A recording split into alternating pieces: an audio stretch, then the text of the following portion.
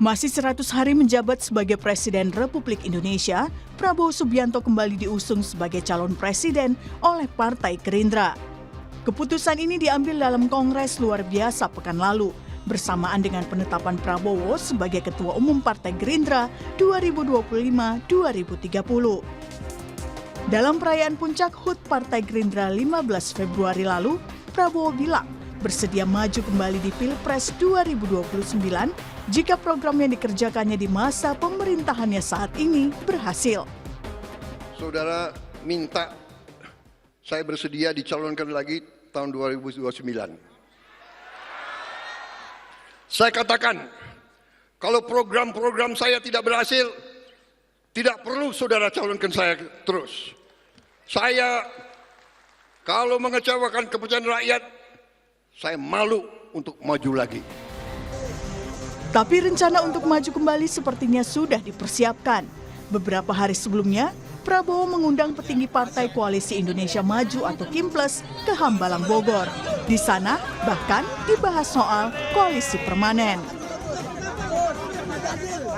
Ya, intinya memperkuat koalisi.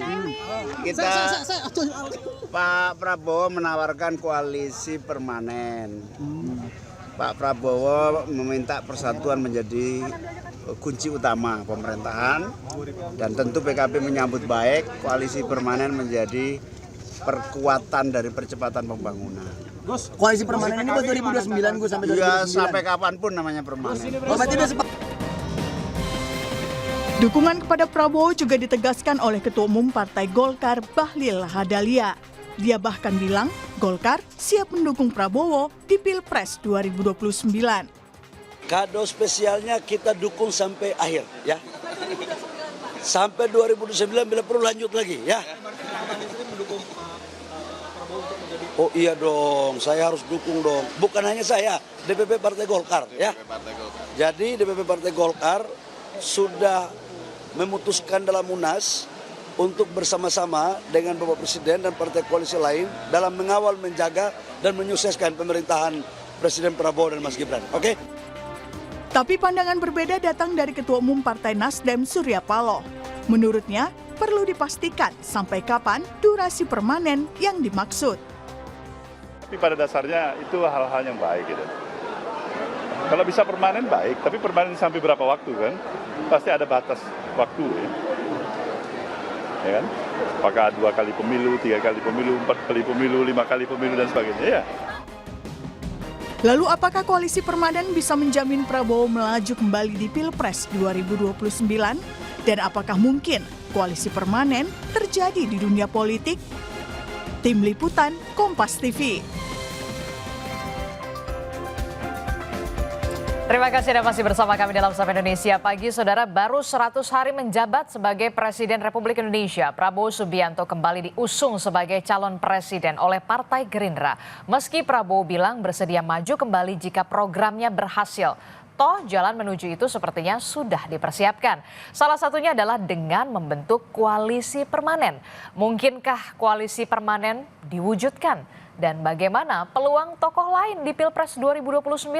Mengingat tidak ada lagi presidensial threshold 20%. Kita akan bahas di pagi hari ini bersama dengan sejumlah narasumber melalui sambungan Zoom dan juga hadir ke studio melalui sambungan daring ada politisi Partai Gerindra Muhammad Haikal. Selamat pagi Pak Haikal. Selamat pagi. Apa kabar, baik ya? Baik, alhamdulillah. Iya, kemudian ada politisi PDI Perjuangan, ada Mas Guntur Romli. Selamat pagi, assalamualaikum Mas Guntur. Waalaikumsalam, selamat pagi Mbak Larasati. Oke, baik. Kemudian di studio sudah hadir bersama saya, Studio Orange Kompas TV, ada juru bicara Anies Baswedan, Bung Syahrin Hamid.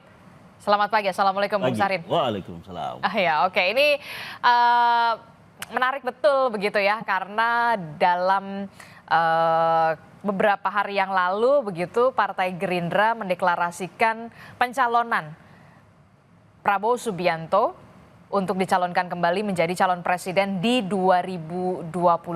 Kemudian di saat yang bersamaan tanggal 14 Februari kalau tidak salah, koreksi Pak Muhammad Haikal, Partai Gerindra kemudian diundang begitu ya, atau mengundang para ketua umum partai politik di Kim Plus begitu untuk menyatukan visi kembali koalisi permanen untuk mencalonkan seorang Prabowo Subianto di 2025 sebagai presiden. Apakah semuanya sudah satu suara? Saya rasa mungkin runutannya nggak persis seperti itu. Kita waktu awal itu mengadakan Rapimnas yang memang sudah disepakati akan kita laksanakan sekitar tanggalan ulang tahun kita. Ulang tahun Partai Gerindra sebetulnya tanggal 6 Februari. Tapi kan biasa kita menyesuaikan dengan jadwal yang memungkinkan, akhirnya diputuskan rangkaian itu 13, 14, 15 itu. Nah, kita awali dengan Rapimnas, dan pada saat Rapimnas kan ada dinamika di luar yang kita sama-sama rasakan hari ini mengenai Impres 1 tentang efisiensi. Nah, semangat itu kita bawa ke Rapimnas kita, karena Rapimnas ini kan menuju ke Kongres. Kongres yang sebetulnya hasilnya nanti kira-kira akan sudah kita rasakan di dalam Rapimnas. Hasilnya akan kita menetapkan Pak Prabowo lagi, kita akan mengusung dan meminta Pak Prabowo untuk jadi Ketua Umum dan KDP sekali lagi. Dan bahkan kita akan meminta beliau untuk maju untuk Pilpres 2029. Akhirnya ditawarkan di forum di dalam Rapimnas itu, apakah ini mau langsung dirubah, dan saat itu forum langsung spontan semuanya mau, dan akhirnya itu langsung dirubah dalam forum itu juga, dan akhirnya menjadi kongres luar biasanya Partai Gerindra untuk menetapkan kepemimpinan sampai 2030. Dan itu kan keputusannya pertama kita menerima pertanggungjawaban DPP atas periode sebelumnya, menetapkan Pak Prabowo sebagai Ketua Umum, menetapkan Pak Prabowo sebagai Ketua Dewan Pembina untuk periode berikutnya, dan juga menetapkan beliau sebagai formatur tunggal kepengurusan periode berikutnya. Dan yang mungkin lagi heboh di luar ini kan kita mengusung beliau lagi sebagai calon presiden 2029. Nah, setelah itu hari berikutnya kan kita mengadakan silaturahmi Koalisi Indonesia Maju. Nah, pada saat itu sebetulnya cuma undangan, dan dalam silaturahmi itu sebetulnya yang disampaikan Pak Prabowo itu adalah lebih bersifat terima kasih atas perjuangan kita bersama-sama di Pileg dan Pilpres kemarin yang membuahkan kemenangan untuk koalisi kita sehingga Pak Prabowo bisa menjadi presiden. Memang nggak semuanya ini kan anggota Kim awal kan, makanya kita kan ada Kim Plus, dan tinggal partainya Pak Romli nih yang masih di luar sendiri kan. Bahkan Pak Prabowo tuh suka bercanda itu kan, ini tinggal satu nih yang belum masuk, bahasanya bukan tidak masuk loh, belum masuk, jadi kan masih terbuka untuk masuk. Itu teman-teman di Merah. Kemarin pun, nah tapi di acara HUT kan diundang juga teman-teman di Partai PDIP, dan beliau ini kan selalu welcome. Jadi kira-kira itu sebetulnya beliau ingin mengundang semuanya untuk menawarkan gagasan ini dan mengucapkan terima kasih atas perjuangan yang mengantarkan beliau menjadi presiden. Di luar itu beliau juga menyampaikan gagasan-gagasan yang akan diperjuangkan selama kepresidenannya, kepemimpinan selama 5 tahun ini. Nah, 5 tahun ini kan sebagaimana kita udah lihat dalam beberapa bulan saja, banyak sekali yang beliau sudah lakukan, dan ini nggak semuanya ringan. Memang banyak yang berat bagi buat terutama mungkin ASN yang sekarang harus melakukan efisiensi. Tapi ini semua ini kan perlu kerjasama yang kuat. Nah, disitulah menawarkan koalisi permanen ini. Oke, jadi dalam pertemuan di 14 Februari di Hambalang yang kemudian dihadiri oleh Ketua Umum Partai Politik yang tergabung dalam Kim Plus ini berarti sudah sepakat satu suara semuanya untuk menyetujui adanya koalisi permanen lanjut lagi di 2029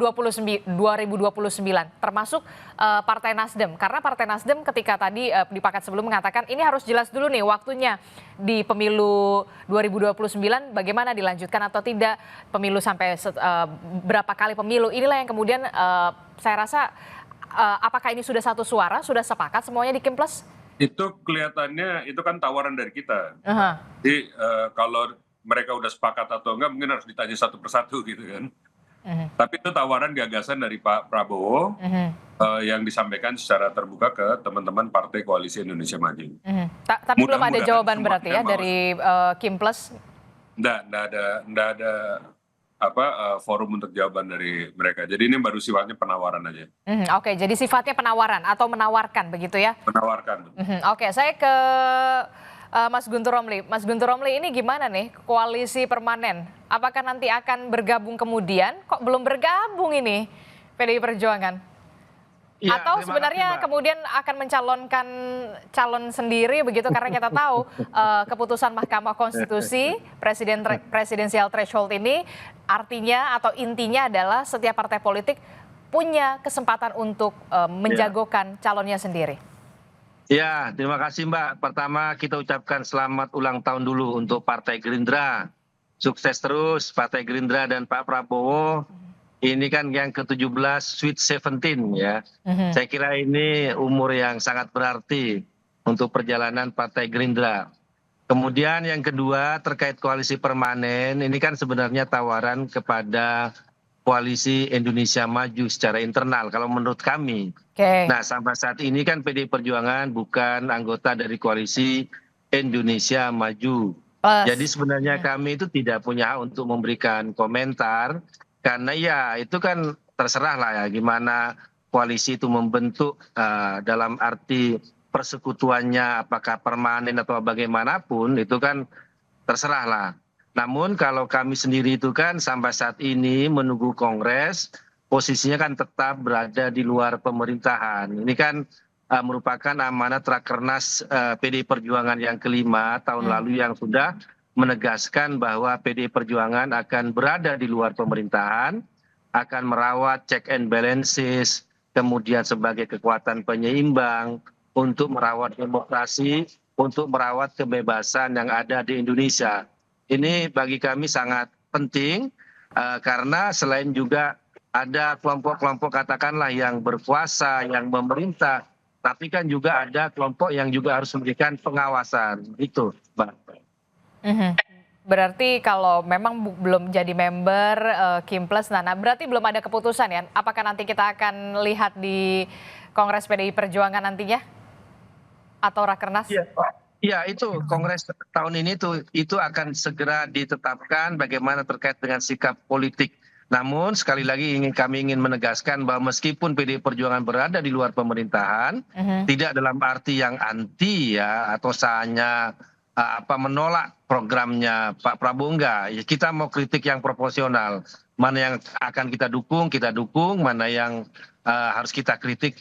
Dan tetap dalam rangka yang proporsional, Mbak. Jadi tidak hanya anti saja, tidak gitulah. Begitu, Mbak. Oke, jadi kalau untuk 2029 masih jauh ya? Masih belum kelihatan? Bagi kami itu masih sangat jauh ya. Karena kami juga melihat dan juga saya kira sikap kenegarawanan Pak Prabowo kan juga disampaikan tadi ya terkait pencapresan beliau ya. Tapi mohon maaf ini kan soal internalnya Partai Gerindra.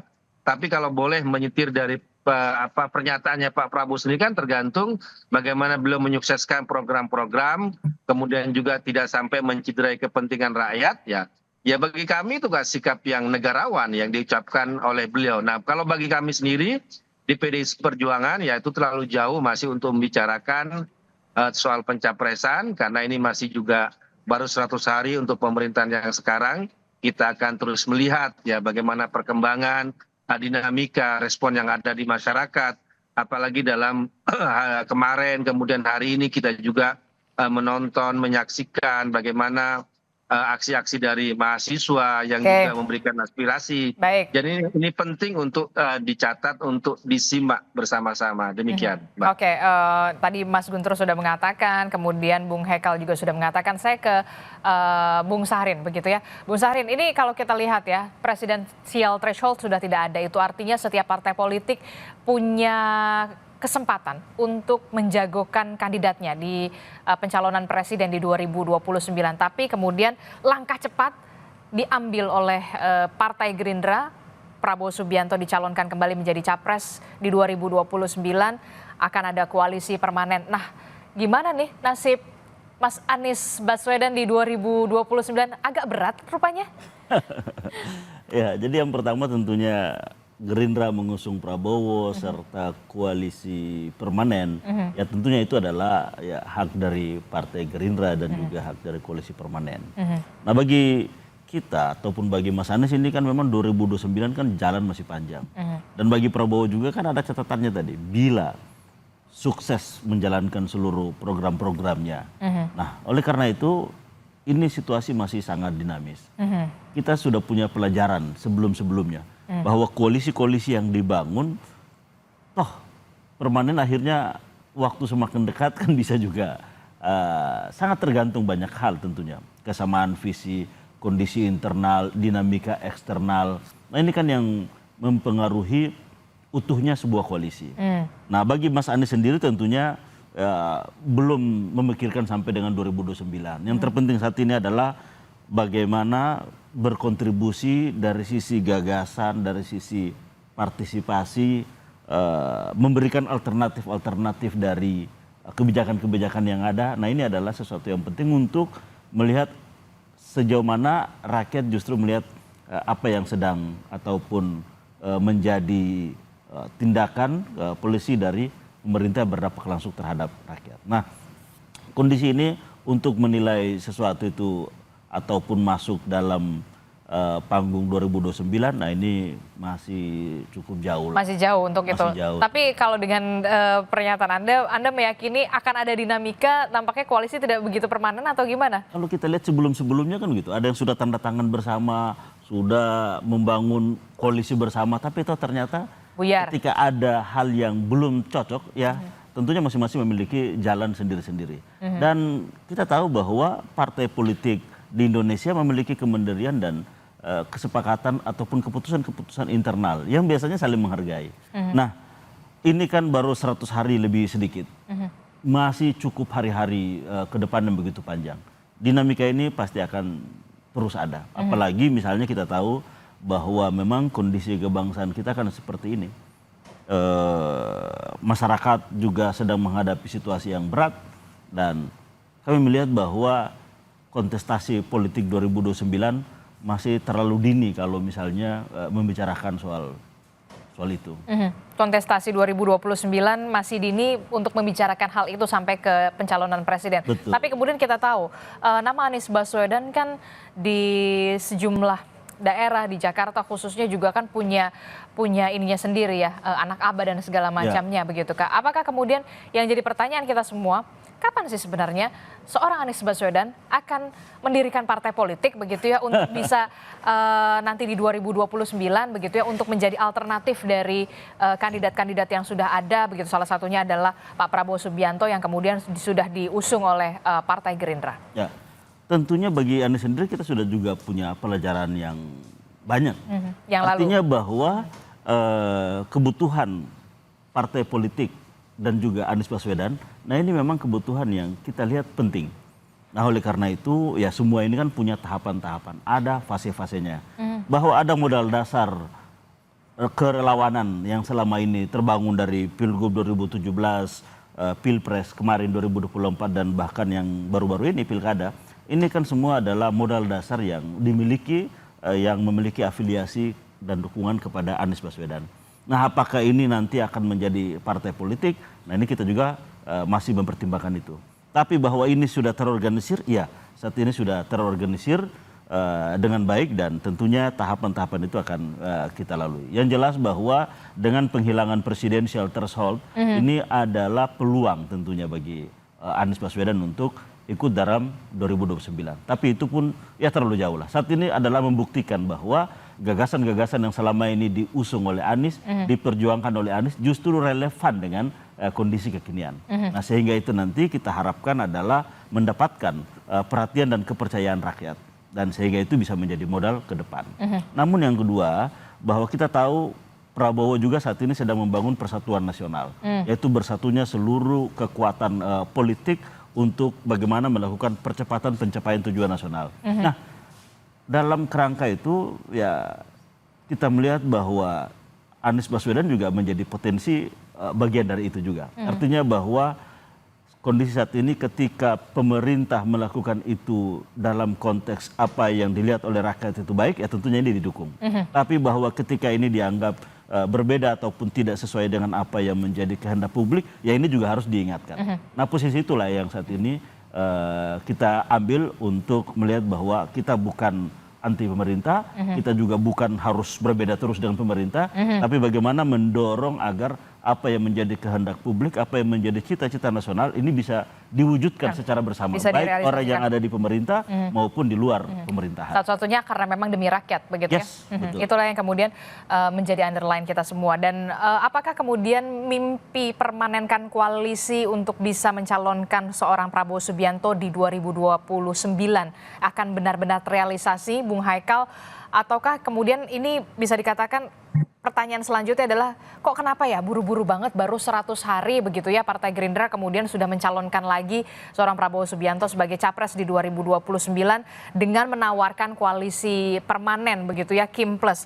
Apakah ini untuk menjaga kerukunan ataukah kemudian mengunci dukungan? Saudara, kita masih membahas soal mimpi dari koalisi Indonesia Maju Plus begitu ya untuk bisa terwujudnya Partai Gerindra, terwujudnya Koalisi Indonesia Maju Plus di koalisi permanen begitu dengan mencalonkan kembali seorang Prabowo Subianto di 2029.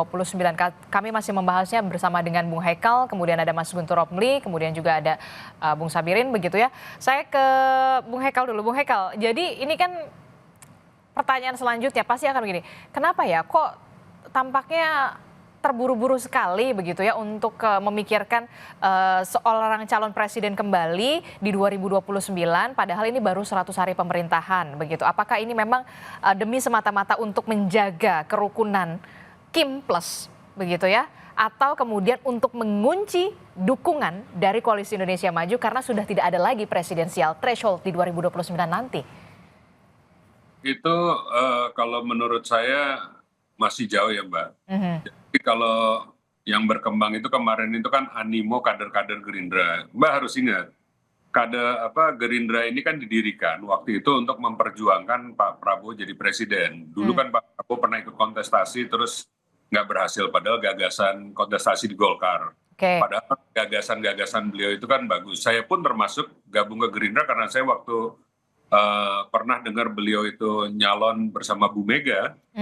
Di tahun 2009 saya dengar beberapa gagasan beliau, saya malah tertarik yang akhirnya saya jadi nyalek dan bergabung di Gerindra di tahun 2012 dan sampai sekarang jadi kader Gerindra. Dan pada saat itu kita di 2014 pun sudah bikin koalisi yang waktu itu rencananya koalisi permanen, itu KMP kan. Jadi ide gagasan koalisi permanen ini kan bukan baru mendadak, dan itu sudah ada dari dulu, tapi memang hari ini rasanya dimunculkan lagi karena Pak Prabowo ingin menawarkan, kan Pak Prabowo selalu bicara soal kekhasan politik demokrasi di Indonesia. Beliau bilang kita jangan tiru-tiru lah demokrasi di luar negeri. Itu kadang-kadang ada yang merasa kalau udah dengar di luar negeri begini itu pasti benar. Nah kita di Indonesia ini kan punya kekhasan sendiri, ya kita ikutin di sini. Kita ini jangan bersaing terus seakan-akan kita berlawanan. Kita ini bukan berlawanan, kita ini bertanding tapi berkawan karena semua partai tujuannya mulia untuk mewujudkan yang paling baik untuk rakyat Indonesia. Nah, sedangkan untuk mewujudkan itu perlu kerjasama. Nah, kerjasama ini yang ingin beliau kunci dalam suatu kerjasama politik, yaitu koalisi permanen. Dalam koalisi permanen ini pun sebetulnya kalau lihat Koalisi Indonesia Maju aja, kan bukan Gerindra partai terbesar. Kita memang hari ini presiden. Tapi kita partai kedua terbesar gitu kan. Nah, Pak Prabowo pun itu kan hanya bisa maju satu periode lagi. Kalau kita bicara mau mewujudkan Indonesia emas ini kan sampai 2045, Pak Prabowo cuma sampai, kalaupun terpilih nih, kalaupun beliau mau maju lagi nanti 2034 nih, masih ada 11 tahun lagi setelah itu gitu kan. Jadi rasanya semangat untuk membangun koalisinya ini lebih ke ayo kita kerjasama, semua orang ikut berpartisipasi untuk mewujudkan cita-cita yang beliau sudah bayangkan, termasuk ada di dalam Asta Cita. Sekarang lagi diperjuangkan keras itu kan ke swasembadaan pangan, swasembada energi, program makan bergizinya. Kenapa beliau ingin sekali, kan ada kalau mau dengarkan beliau pidato-pidatonya, itu kalau bisa bangsa kita itu berdiri di atas kaki kita sendiri. Itu malah masuk beliau ingin mewujudkan cita-citanya Bung Karno. Kenapa? Supaya kita ini nggak selalu menjadi negara yang terlalu rentan. Kita ini khawatir kalau kurs di luar negeri berubah. Kalau ada perang di luar negeri, kita khawatir. Ada misalnya gejolak terkait distribusi minyak atau suplai minyak di luar negeri, kita khawatir. Nah, karena kita rentan, kita ini sangat tergantung kepada impor. Nah, kalau kita swasembada segala macam, kita ini nggak terlalu khawatir. Kalau ada gejolak-gejolak di luar, kita ini. Nah, untuk mewujudkan itu perlu kerjasama kita semua. Perkara kita sedang bersaing politik dalam kontestasi pemilu dan seterusnya, itu kan cuma ajang pertarungan, nanti kita saling menghormati, yang menang ya sudah. Dan ini kan sudah diajarkan juga di dalam pemilu kemarin, di mana Pak Jokowi mengajak Pak Prabowo untuk bergabung, dan hasilnya alhamdulillah kita bisa melewati fase-fase berat di Indonesia seperti COVID dengan aman. Nah, itu kelihatannya mau dikembangkan lagi, oh ternyata memang pola ini bisa dijadikan kekhasan demokrasi di Indonesia.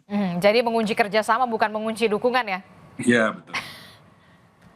Begitu ya Bung Hekal ya, jadi tidak ada mengunci dukungan begitu ya, walaupun memang partai politik lama, Mbak. masih lama begitu ya, ya itulah kemudian politik begitu ya.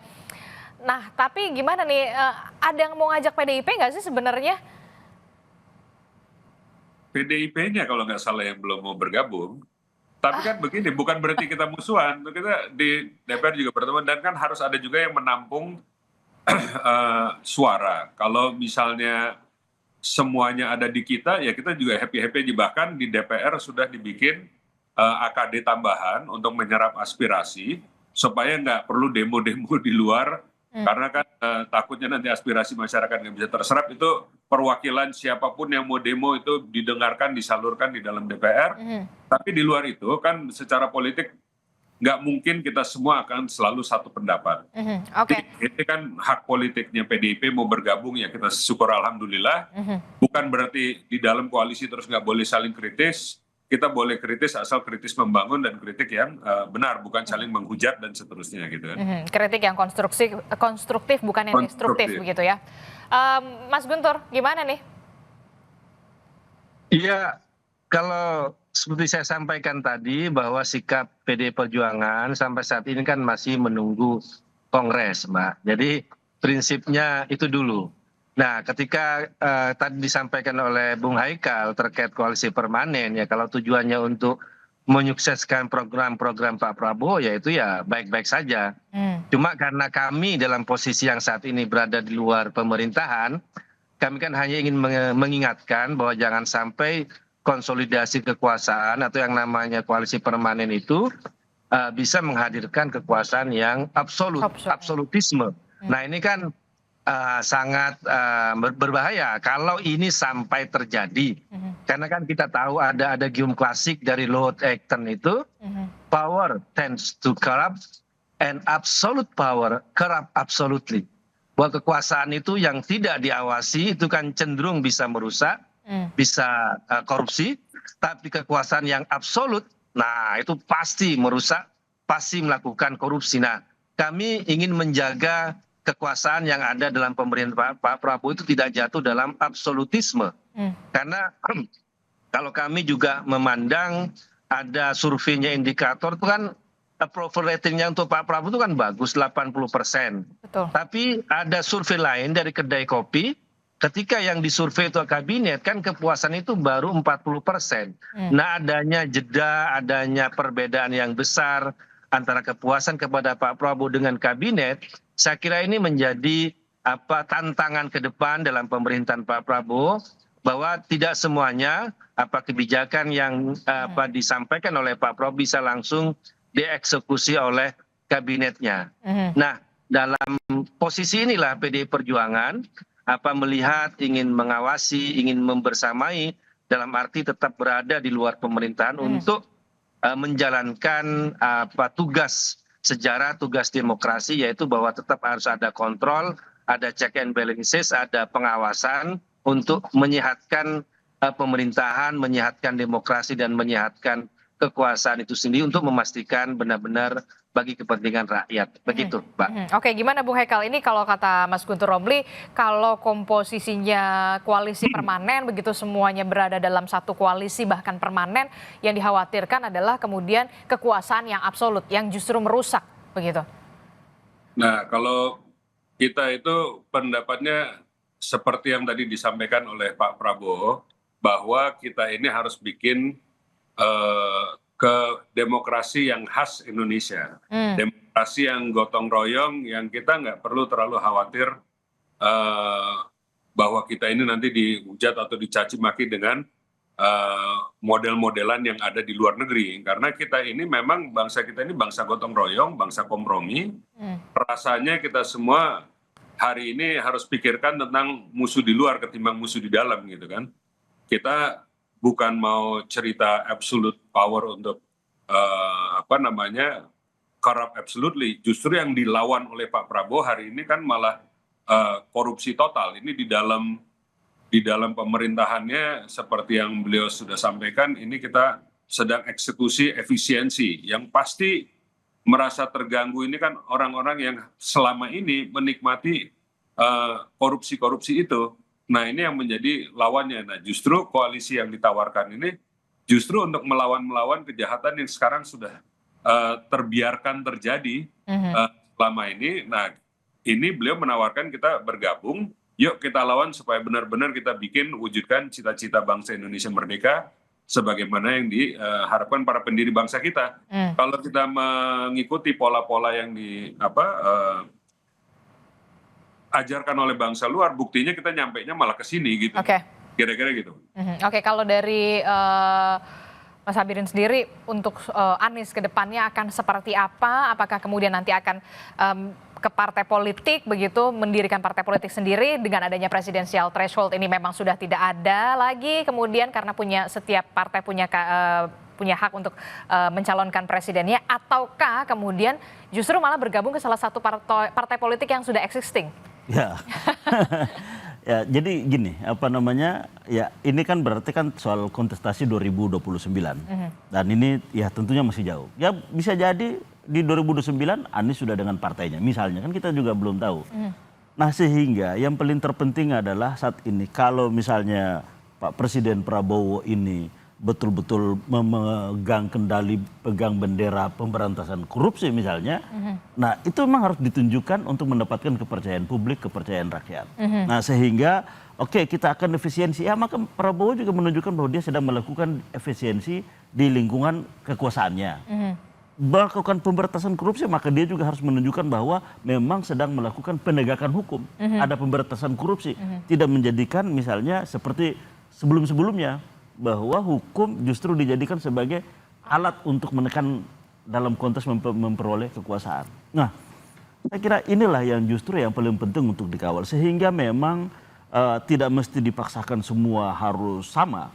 Justru bagaimana agar ada kekuatan yang mengkontrol, tidak secara absolut kekuasaan itu oleh eksekutif, tapi bahwa ada juga kekuatan di luar yang terus melakukan, ya, mengawasi, melakukan check and balance, bahkan melakukan alternatif pilihan kebijakan yang sehingga rakyat bisa melihat bahwa oh ini yang relevan, oh ini yang tidak relevan, oh ini yang konsisten, ini yang tidak konsisten, oh ini yang dapat dipercaya, ini yang tidak dapat dipercaya. Nah, saya kira 5 tahun ke depan rakyat memiliki penilaian itu.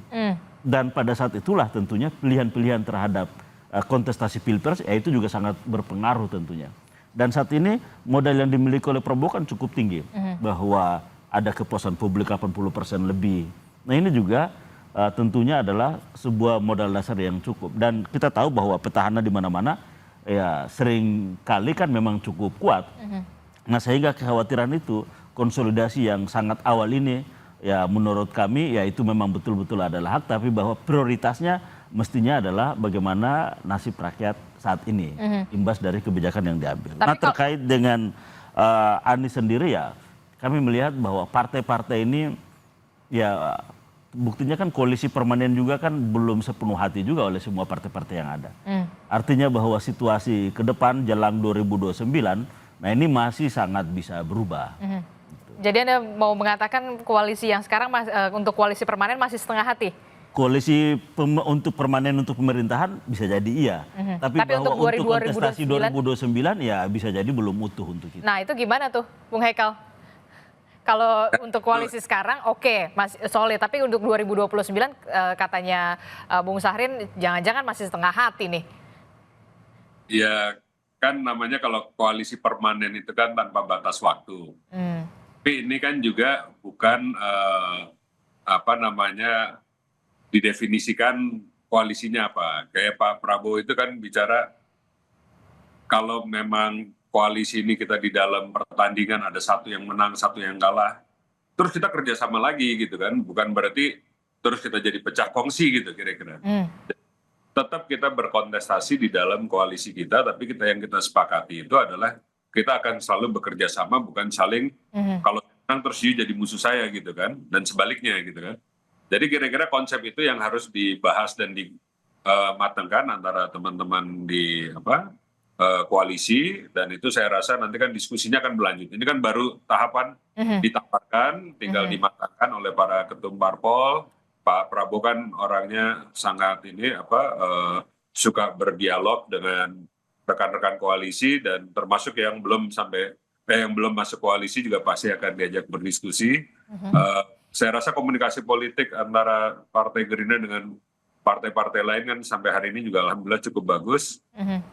Nggak ada yang memaksa, ini kita bicara koalisi hari ini kalian harus tanda tangan sumpah pocong atau apa gitu kan, nggak ada ini. Ini kan masih tahap awal sekali, tapi saya rasa benar-benar ini tujuannya adalah kita ini sama-sama kerjasama untuk melalui beberapa PR yang berat yang ada depan mata kita sekarang, bukan bicara tentang pemilu 2029. Tahun ini aja nih banyak nih. Baru kemarin Pak Prabowo sudah mengumumkan DHE 1 tahun, dana hasil ekspor ditahan, terus nanti akan ada paket-paket lain yang harus dilakukan, yang mungkin nggak semuanya akan membuat happy pelaku industri ataupun lain-lainnya. Nah ini kan harus ada sepemahaman di antara pimpinan-pimpinan partai politik bahwa tujuan kita ini loh, kita pengen wujudkan ini. Dalam perjalanannya mungkin harus ada beberapa perubahan dalam pengaturan negara, dan ini kalau nggak kita semua satu bahasa satu ini, bisa-bisa nggak sukses berjalannya kan. Sedangkan itulah yang diharapkan adalah kekompakan kita kerjasama untuk mewujudkan asta citanya Pak Prabowo, yang mudah-mudahan semua ini juga dalam sejalan untuk mewujudkan Indonesia Emas 2045. Jadi kira-kira kan koalisinya mengarah ke situ. Hari ini kita bicaranya itu. Kalau untuk bicara pemilu masih panjang, dan saya rasa ini juga pasti akan ada dialog-dialog lanjutan. Masih ada dinamika nanti selanjutnya akan seperti apa begitu ya, apalagi kemudian presidensial threshold memang sudah ditiadakan 0% begitu ya, jadi setiap partai politik kemudian punya hak begitu ya untuk bisa mencalonkan sendiri kandidatnya siapa yang akan dicalonkan menjadi calon presiden. Terima kasih. Nanti kita akan tunggu lagi bagaimana apakah mimpi koalisi permanen ini akan bisa terrealisasi dan benar-benar terrealisasi. Terima kasih Bung Hekal telah bergabung bersama kami. Kemudian ada Mas Guntur Ramli dari PDI Perjuangan. Bung Sahrin dari juru bicara Anies Baswedan. Terima kasih Bapak-bapak. Sehat selalu. Assalamualaikum warahmatullahi wabarakatuh. Waalaikumsalam.